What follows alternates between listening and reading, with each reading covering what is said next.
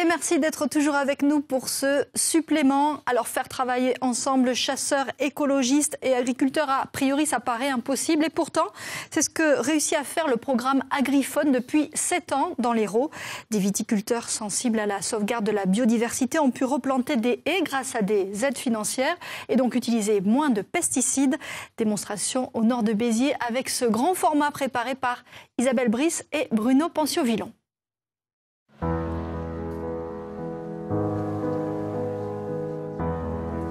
Voir des fleurs et des arbres pousser au milieu des vignes, c'est un spectacle peu fréquent dans la plaine biterroise. Perdues dans un océan monochrome, les vignes de Jeff Couteloup figurent parmi les rares parcelles à être entourées de jeunes oliviers et de petites haies. Ah oui, il repousse, il repart. On travaille sur différentes strates, c'est-à-dire qu'on a des strates qui sont hautes, c'est-à-dire des arbres qui seront adultes à 7-8 mètres, donc qui attireront un certain nombre d'oiseaux. On va des strates qui vont être à l'âge adulte, qui seront à 2-3 mètres, donc qui attireront également d'autres oiseaux et d'autres insectes, et des strates qui sont à 60 cm, qui elles vont attirer le petit gibier pour la nidification. Et ce sont les chasseurs, entre autres, qui ont mis la main au portefeuille pour aider ce viticulteur à replanter des bordures arborées. Ce jour-là, une femelle lièvre y avait laissé des traces de son passage. Là c'est tout, toutes les crottes sont pointues, c'est bien une femelle. Il y a une disparition du petit gibier importante, alors qu'ici c'était la présence du petit gibier qui était entre le lapin, le perdreau et le lièvre, c'était quelque chose de très présent. Certainement que les haies qui ont été supprimées, les arbres qui ont été arrachés, etc. Il y a beaucoup de choses qui ont été faites avec les grandes parcelles qu'on a aujourd'hui. On a fait des choses qui forcément ne sont pas naturelles et qui font qu'on a plus ou moins gêné le problème de la reproduction. Si les haies favorisent le retour de la faune sauvage, elles protègent aussi la vigne des maladies. Le problème, c'est qu'elles ne poussent pas du jour au lendemain. Jeff Couteloup a planté celle-ci il y a une dizaine d'années et il commence à peine à en voir les bienfaits. La première parcelle sur laquelle on a travaillé, et c'est la parcelle sur laquelle on commence à avoir de très très beaux résultats. Et là, depuis 2-3 ans, on a vraiment des finesses et des affinements qui arrivent. On voit en fait, la terre, elle ne ment jamais, quoi. Si on lui donne de l'amour, elle le redonne direct. Sur le millier d'arbres que ce pionnier de la viticulture bio a planté, le programme Agriphone lui en a payé 250. Chaque année, un nouveau vigneron intègre le dispositif dans l'Hérault et c'est cette jeune femme qui fait le lien entre les différents partenaires, qu'ils soient chasseurs, agriculteurs ou écologistes.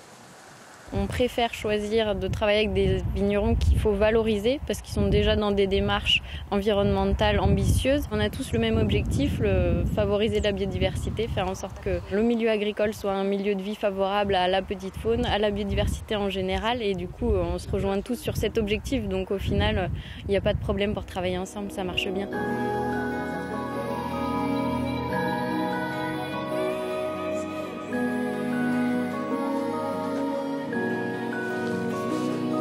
Certains vignerons, comme Didier Barral, se sont aperçus que plus il y avait d'arbres près des vignes et moins il y avait de risques de maladies. Il a donc décidé d'acheter 7500 arbres, de les planter près de ses vignes et même d'aller plus loin.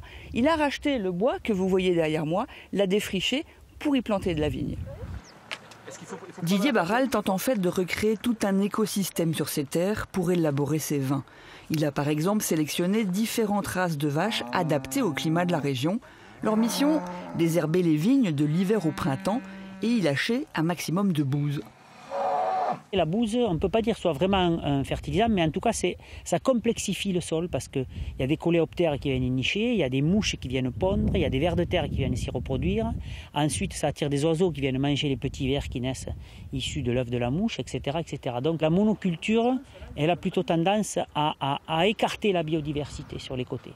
Alors que si on met des champs au milieu des vignes, si on met des haies au milieu des vignes, petit à petit, on attire cette biodiversité qui va, de par elle-même, réguler les ravageurs.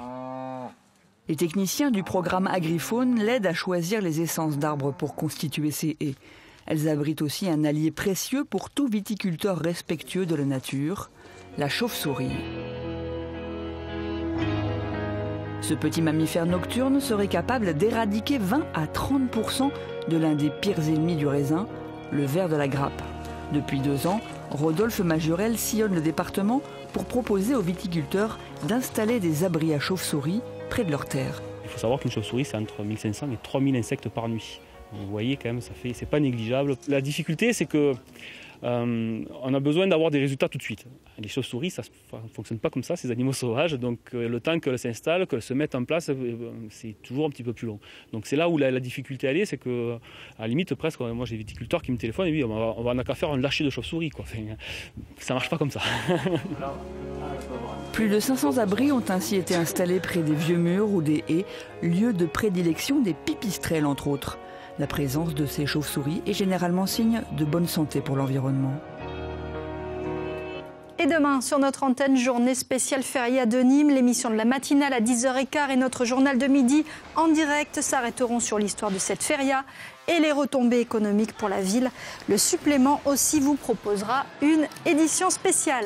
Avant de se quitter, le rappel des principales infos en Languedoc-Roussillon. Ils se sont donné une nouvelle fois rendez-vous dans la rue contre la loi travail. Après l'épisode du 49.3 à l'Assemblée, nouvelle mobilisation des opposants un peu partout dans la région. Image ici à Perpignan, près d'1 millier de personnes aussi à Montpellier devant la préfecture. Les policiers de toutes les brigades anticriminalité vont être équipés de fusils d'assaut. 1 millier de fusils distribués en France, 17 pour le seul département de l'Hérault. Et puis un film 100% régional en compétition officielle à Cannes ce soir, Rester vertical d'Alain Guiraudy. Un film tourné sur le Cos Méjean en Lozère. Et à découvrir bien sûr bientôt au cinéma. Belle soirée à vous. Le 19-20 se poursuit dans quelques instants.